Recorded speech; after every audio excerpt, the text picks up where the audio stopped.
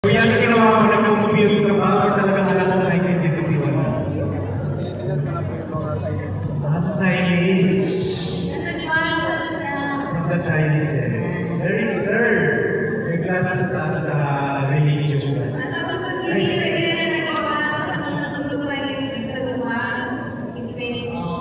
Very good, ha?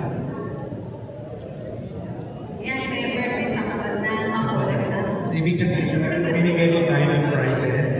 So, ikat lang po tayo sa ibigay natin prize at ikaw pagkakasabay para sa reactors.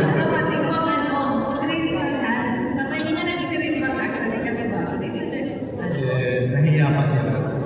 So, ito po yung ginagawa natin, nag-animated tayo dito sa unahan para just feel relaxed.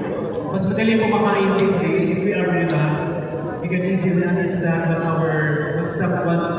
the person in front of us is saying. Relax lang po tayo. But don't sleep because we will be listening to a very beautiful lecture from our beloved speaker.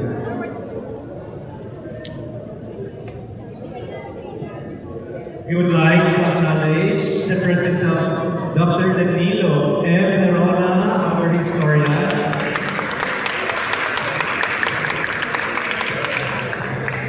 And we also would like to acknowledge the presence of our provincial tourism officer. Yeah, let's give her a round of applause, please. Our very humble provincial tourism officer. Hi, Ma'am Dog.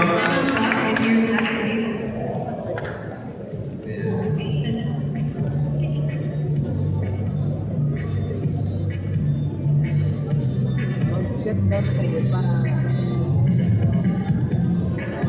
makaparticipate kayo mamaya. Once again, we're requesting those who are seated in the back, if you could occupy the seats in front, please move forward.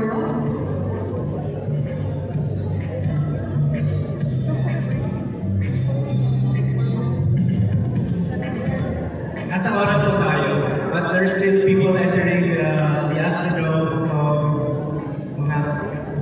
if you request again those seated at the back to move forward, please. Let's occupy the vacant seats in front. And we'll start in 2 minutes. May we also request the reactors to please occupy the seats in front. May mga nakasulat na pong pangalan sa atabangan.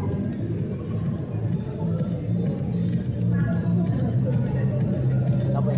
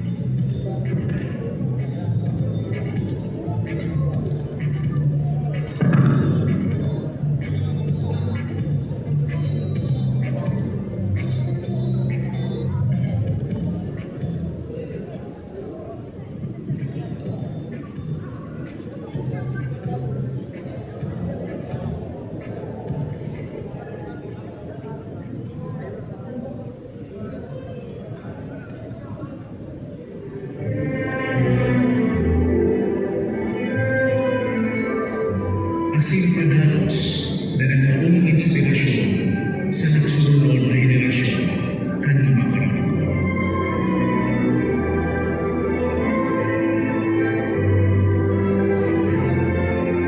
Ang misyon ng simbahan ay sa nagtulong sa lamang kayo.